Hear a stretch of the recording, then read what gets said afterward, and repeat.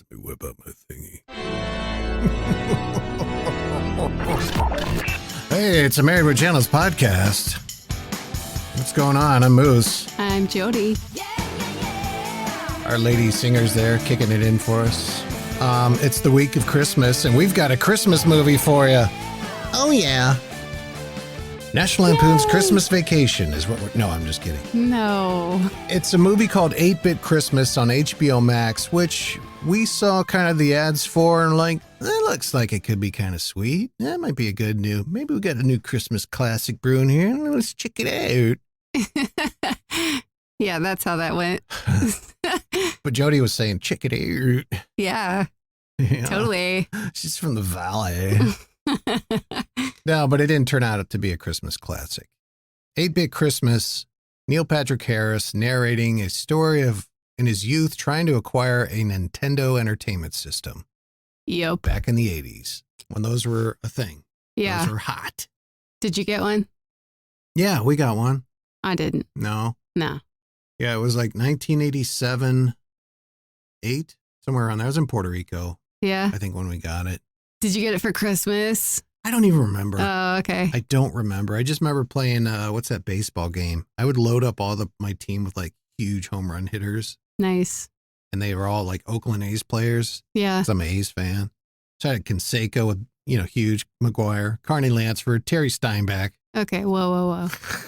No one cares. I know.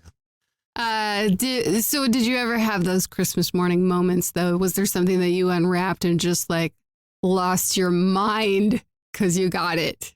I think it was probably the Transformers Omega Supreme. Oh yeah, that's worthy of flipping your stuff there.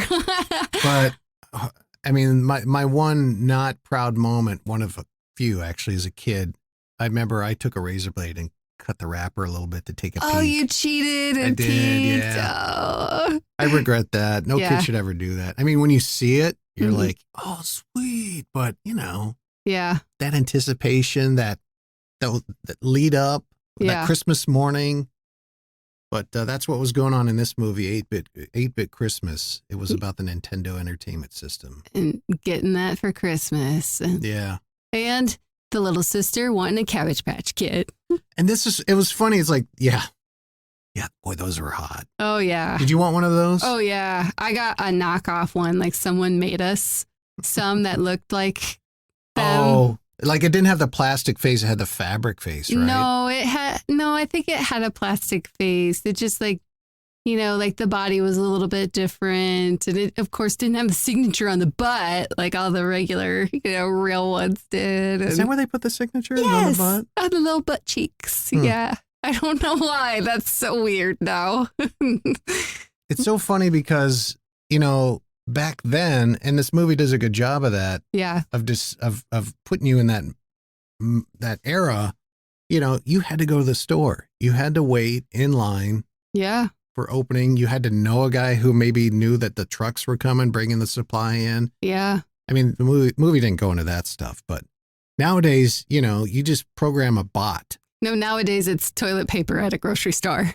Yeah, there's that. But I know a guy. I was thinking more like PlayStation 5 and the new Xbox. Oh, sure. It's all about, yeah. You got to find a bot that will scour the Best Buys and Target websites. Sure. To let you know that there's some for sale. But back in the day, you had to go to an actual store and buy it. And I know that sounds all like back in my day, but that's kind of what this movie's about. Yep. Getting that sweet electronic video game system.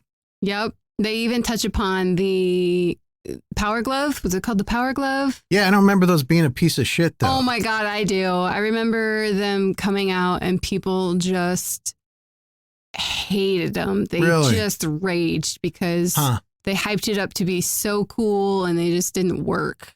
It failed miserably. I remember seeing the Power Glove and thinking that was cool. Yeah. I don't remember it being a massive piece of shit. I never had the glove. I always thought it was cool that kids did. I had the controllers, obviously, and the duck hunt gun. Sure. That was it. Yeah. Oh, Mike Tyson's Punch Out. Remember that? Yeah, I do. But, I don't remember the Power Glove being a piece of shit, but apparently it was. But this movie,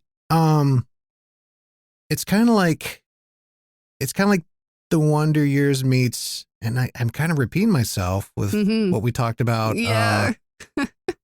It's Princess Bride, Wonder Years, Christmas Vacation, Jingle All the Way, all rolled into one. Yeah, kind of. And I don't think it really pulled any of that off. Yeah.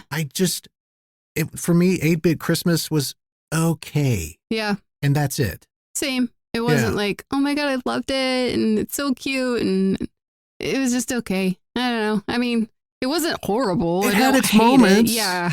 It had its moments. And it's nostalgic for me growing up in the 80s, 90s, kind of, wanting some of those toys and stuff. Yeah. It's kind of nostalgic and it's kind of cute.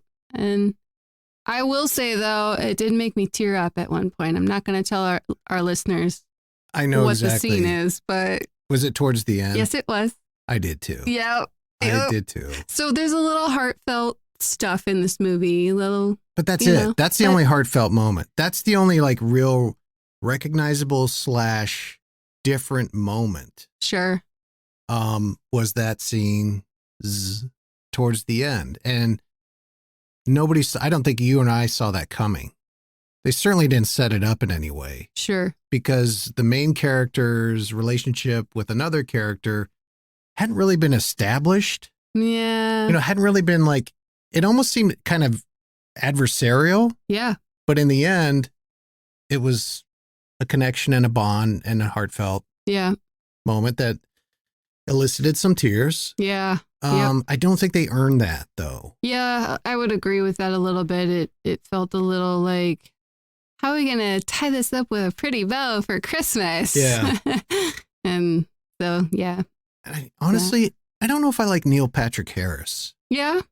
I don't think he was good in this. Yeah. I'm trying to think of some other stuff he's been in. He just seems like I don't know. I like him in small doses. For me, this was a little bit too much. Maybe that's it. And because he's narrating it, He seems like he's a great guy in real life. Sure. A personable dude. Yeah. I mean, him and his family, they put out these epic Halloween family pictures. Yeah. Don't ask me what they do. It's themed every year, and they're always great. But sure. Yeah. So back to the movie itself, the main bully, and I got a clip here from 8-Bit Christmas. It involves the bully Jaworski. Sure. Yeah. But I gotta say, that character cracks me up. Jaworski. That kid was probably the only highlight of the movie, and he wasn't even in there very much. And also, that character looked exactly like a kid I went to school with in Puerto Rico. Oh, funny. The same black feathered hairdo. Yeah. The same jean sleeveless vest with the black shirt. Yep. And he was a bully too. And this kid tried to fight me once. Yeah. In the hallway, and I ducked and moved, and he punched the locker. Yeah. Behind me or something, and that's all I remember of that. Yeah. Every school has this kid. Every school has that kid. But every school did. I swear there was one in my class too that looks just like that guy. Oh my God. I guess so, because this guy was to a T minus. I mean, the character in the movie had about 80 pounds on this guy that I went to school with, but. Other than that, dead ringer. Dead ringer for him. Yeah, funny. But speaking of which, he's bullied these kids. He looks like, so the main kid and his friends in this movie are what, 12? 10, 12, 10, somewhere in there? Yeah, I was going to say probably 10. The bully kid in real life is probably 32 years old. And the joke is that they don't know how old he actually is. But he's a big bastard. He's been picking on him, but finally, the main character had enough, confronts him in the bus. Gotta go now, or else? Are you gonna make me go back and sit with your dork girlfriend in your girl boots? Are you gonna cry now? And that's when it hit me. Connor Stump wasn't a weirdo. He was a rebel. He didn't care about being called names. He didn't care about bullies, so why should I? Nintendo or not, Jaworski had been king of the mountain for too long. I'm wearing feminine footwear! Why did I bring it to school? My little mommy put flowers on my shoes! You're all talk, no walk, Jaworski. You're not worth a hill of beans. What does that mean? Because you're just a sad little bully. And if you don't give me back my trapper keeper right now, the only one crying is gonna be you. Butt face. Now! Okay.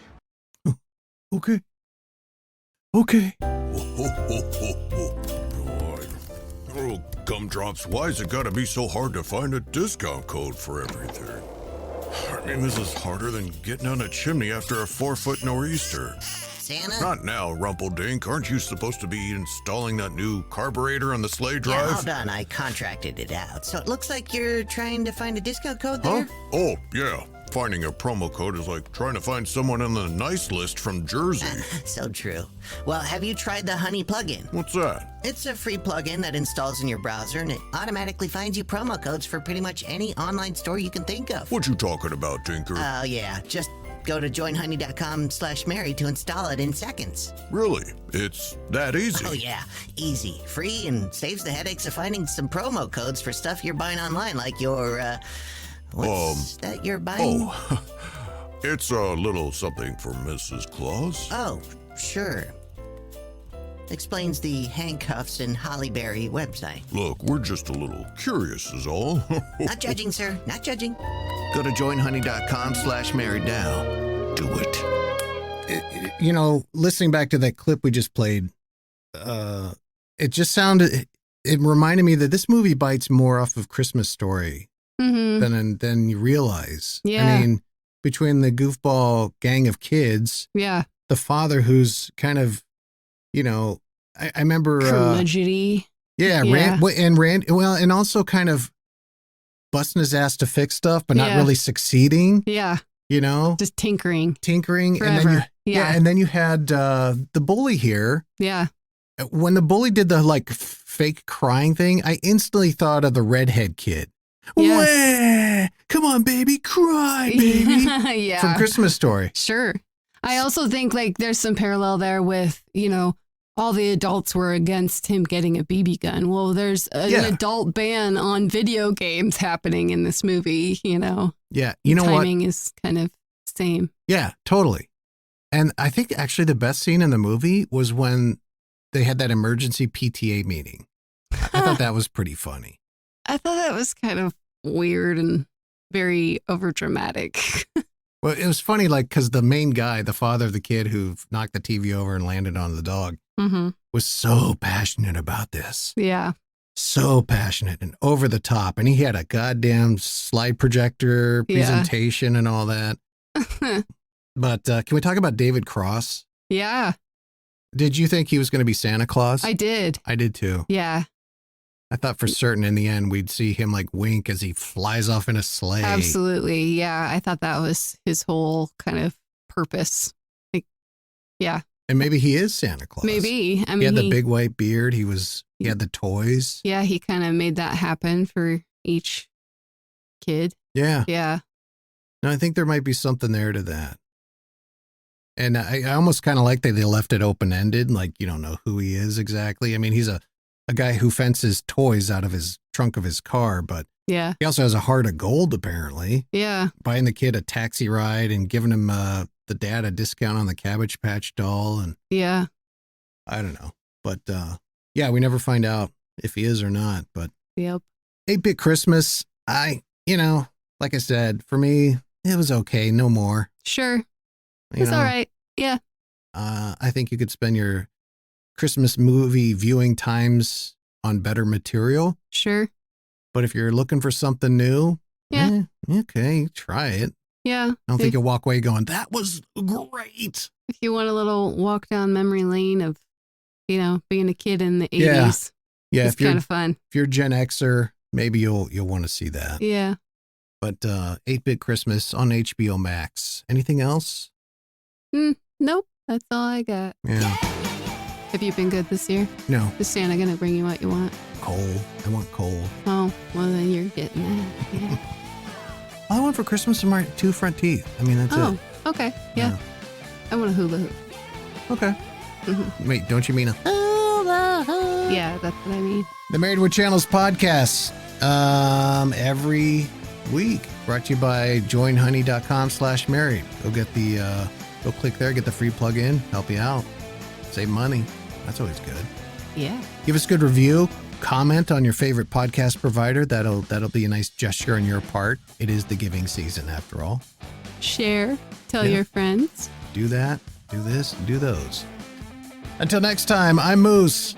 And I'm Jody. We'll see you. Bye. Merry Christmas. Merry Christmas.